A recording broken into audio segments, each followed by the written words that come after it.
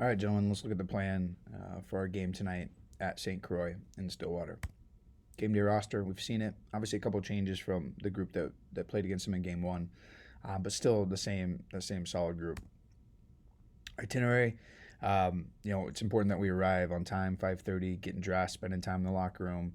The locker rooms kind of weave in back by the stadium, so we'll be around to help guide you. Warm up is sharply at 6:10. Dynamic passing channels, the same pattern, but let's make sure that it's sharp. It was important. Last time we were there, our warm up was good. We started well. We'll be ready to go. Back in the locker room at 6:40. Final talk, and then obviously ready to kick off. And as Matt's email said, from 7 to 9, be relentless and beat the crap out of the St. Croix Legends. So match objectives, very similar to last game. I don't really think we would change a lot outside of finishing our chances. A couple things that we need to emphasize. We need to start building the game a little bit more with possession. The emphasis placed on 350 completed passes offers us control, but it also gives us a chance to wear them down. We didn't even get to 300 in game one. It is important that this gives us control, limits transitions, limits their chance to have a moment in the game. So really focusing on that. Continue to be patient, knowing that our moments will come. It's continued that St. Croix has given up late games, and then really highlighting it's time to step up and get the result. Obviously, we were able to do that from an NPSL perspective. UPSL group's been doing it all year. It's our time. We've got to be able to do that. Defensively, mentality is key. We have yet to keep that clean sheet. Tonight, we will start with a higher line. So we are our high pressing is gonna come from a 4-4-2. You'll see it in the diagram. So we're gonna start higher line, address them quicker. They were prone to turnovers with a little bit of press, and they will try to play. So let's make sure that we're prepared to have that mentality to create our early chances and get us early goals. Transition. That's why that 3-2 structure is important, understanding how we control our positioning so that if the ball does turn over, we're not caught out. And then coming back to this idea of let's not go for an almost counter and give up the ball versus retaining and controlling. We need to get closer to 350 passes. It is important. We get there, and I'm pretty confident that the result's going to be the way we want it to be. All right, starters. The change being Eli's going to drop in as a 10, Aiden O'Driscoll as a 6. Luca will stay kind of that in-between. That's going to help Aiden in the 3-2 base. Wes will continue to be released up the left side. And this is something that we can adjust where we can do it with Xavier down the right and bring Wes in to balance the workload. Obviously, Wes put in a lot of time against Duluth, so how do we balance that? So it's something we look at. Loic will be through the middle, Zach on the right, and Herbert on the left. Attacking shape. Again, we're still wanting to attack down our right side and expose their left side. This is where they have most players that aren't really keen on defending.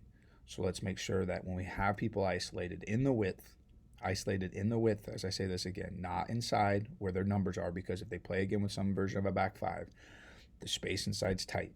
We need to expose them in the width, stretch them, and then we can come back into the middle space, okay? So again, running down that side, so that 3-2-4-1 shape.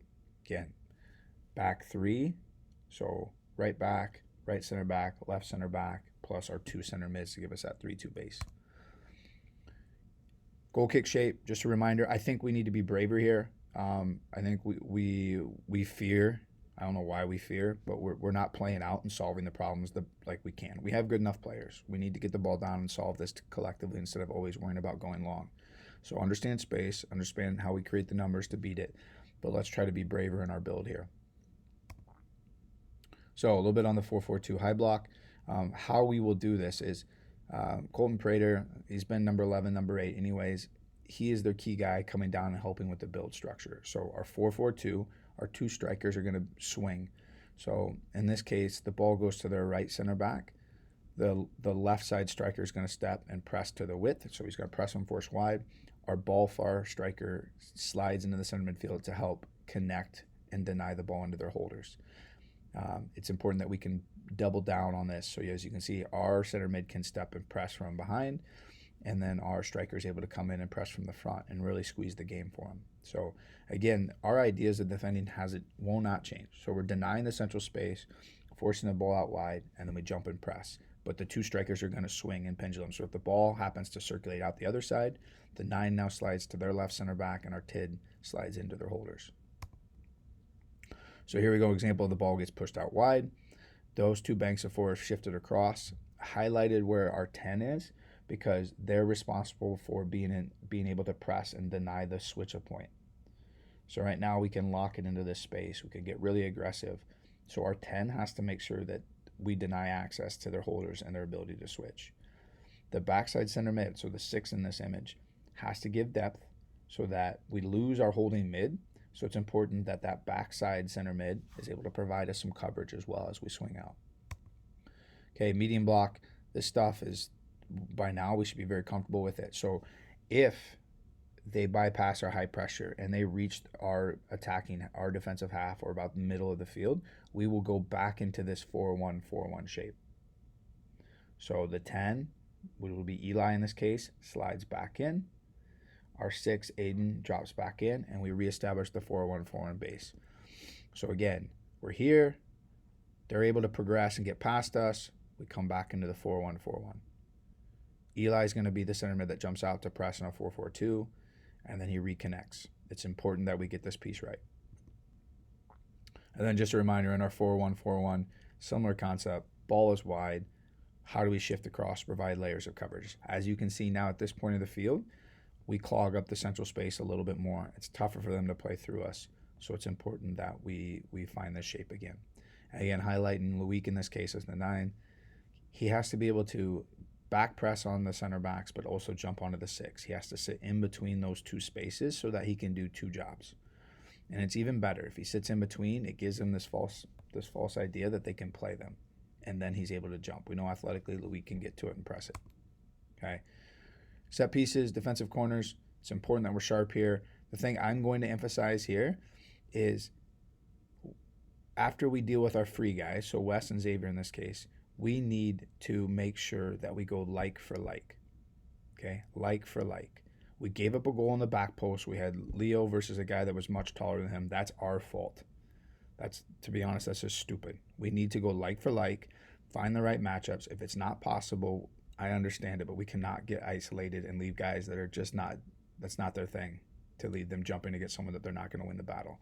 So make sure we organized like for like. And Martin will help with this. Center back's got to help with this, but we're not leaving dudes in battles that they're not able to win. They will play a short corner from time to time. We dealt with that. We jumped out quick. They didn't even consider it. So I'm not too worried about it as long as we're sharp. Okay, attacking free kicks. We know Luke already has some momentum coming from the weekend. He's going to get us another goal today. Let's make sure that we're sharp on our set pieces. Okay, as far as our defensive corner, you can see Wes and Xavier here free up. Herbert's up the top of the box to be the release point.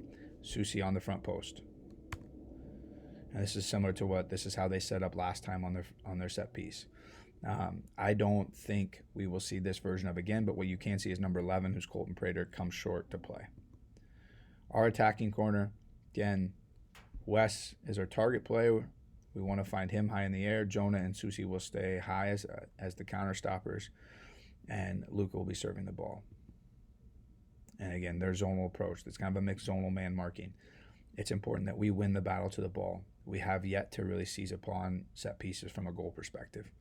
All right, guys, the plan isn't much different. It's just we need to go out and execute completely for the full 90, seize the game early with our higher press, and make sure that we have the tempo from the beginning and don't give them a chance to come in late and steal the game again. All right, see you guys tonight.